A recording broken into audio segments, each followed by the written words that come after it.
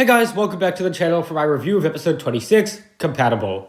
Kai tries to, ask out, become a couple with Skylar, and she kind of says that they'll talk about it later. Meanwhile, Wu tries to decipher the prophecy, and Racer 7 arrives and offers to drive the ninja across Ninjago City so that they can send a message to Queen Vadia. Meanwhile, at Borg Tower, the prisoners get their mechs, and Cyrus Borg tries to fix Zayn, but he's in a coma. So Pixel delivers a moving farewell speech in which he talks about her love for Zayn and how he's changed her, and this causes him to wake up, and they get ready for the fight ahead. At the time of recording this, I've seen the entirety of Crystalized, and one thing that's very clear is this season panders hard towards fans.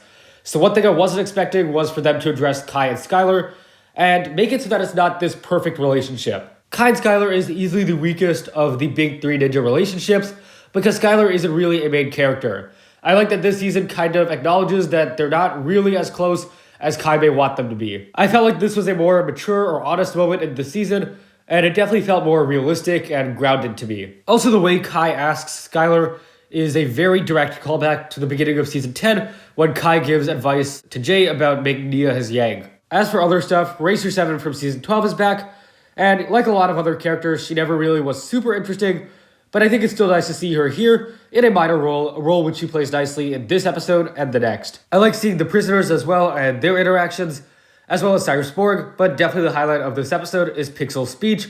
I felt like this speech was very heartfelt, and it was a really nice summary and characterization of how Pixel has evolved over the series. Because really this character has changed a lot. Because originally she was very robotic and soulless, but in recent years, after becoming Samurai X, she's definitely become more human-like. This scene was a great affirmation of their love for each other, and overall I really enjoyed it. However, it was very predictable. Crystalized has had a lot of fake-out deaths, and there's more to come. I feel like in general, Ninjago has gotten way too comfortable with doing fake-out deaths that usually are really predictable and very obvious. It definitely has the potential to be good, such as in cases like this, but more often than not, it feels really cheap.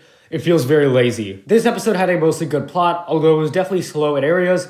I don't like Ninjago's reliance on fake-out deaths, but I will say, in this case, it worked. This episode is titled Compatible, and it's very much about the relationship between Zayn and Pixel.